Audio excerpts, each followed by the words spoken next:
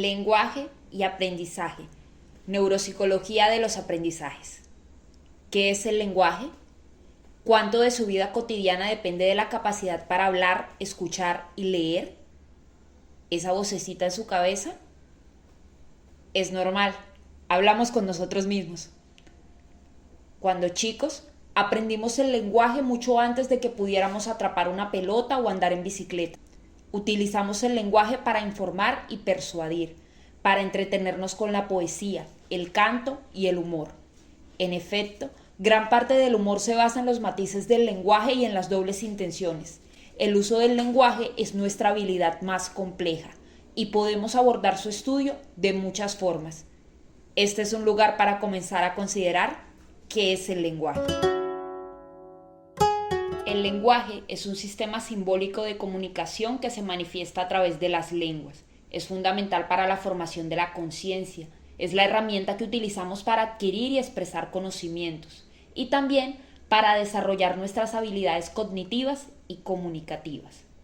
Los modelos recientes sugieren que el lenguaje es un proceso simultáneo que requiere de otros procesos cognitivos como la memoria.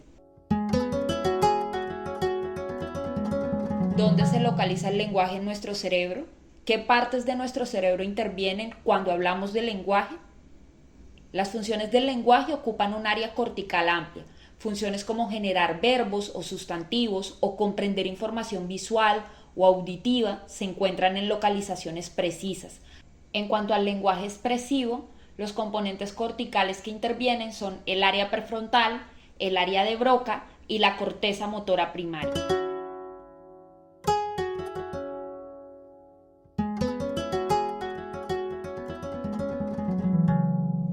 En cuanto a los componentes extracorticales, intervienen los ganglios basales, el cerebelo y el tronco encefálico.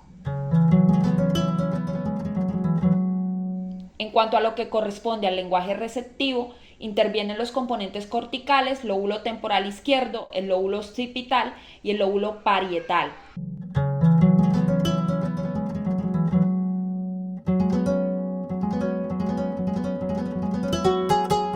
En cuanto a los componentes extracorticales, intervienen el fascículo arqueado y el tálamo.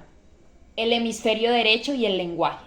Los componentes pragmáticos del lenguaje se encuentran en el hemisferio derecho: la prosodia, la melodía, la rapidez, las inflexiones del discurso, la interpretación del sentido figurativo, de las metáforas, de los refranes o de las frases que tienen doble sentido, aspectos emocionales como la comprensión y expresión emocional o la ironía, el sarcasmo, y el encuadre visoespacial de la lectoescritura. En el documento de estudio Neuropsicología Humana, Cole nos menciona que las herramientas de evaluación desarrolladas para describir los trastornos del lenguaje incluyen pruebas de trastornos perceptivos, trastornos de la comprensión y trastornos de la producción de la palabra.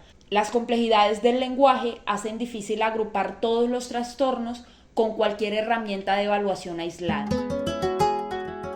Las afasias. Es un trastorno adquirido del lenguaje comprensivo o expresivo, hablado o escrito, y puede estar causado por lesiones cerebrales que afectan el procesamiento simbólico del lenguaje. Las alteraciones variables en distintos niveles del lenguaje pueden darse a nivel fonológico, sintáctico, semántico o pragmático. La primera etapa del aprendizaje se da por imitación, cuando somos bebés. Aprendemos de lo que escuchamos y de lo que vemos. A medida que crecemos, el lenguaje se convierte en una herramienta para comunicarnos. Aprendemos conceptos y habilidades a través de la lectura, la escritura y la conversación. Aprendemos en interacción con nuestro contexto sociocultural y a partir de estas interacciones podemos desarrollar la abstracción de conceptos, el pensamiento reflexivo y el pensamiento crítico.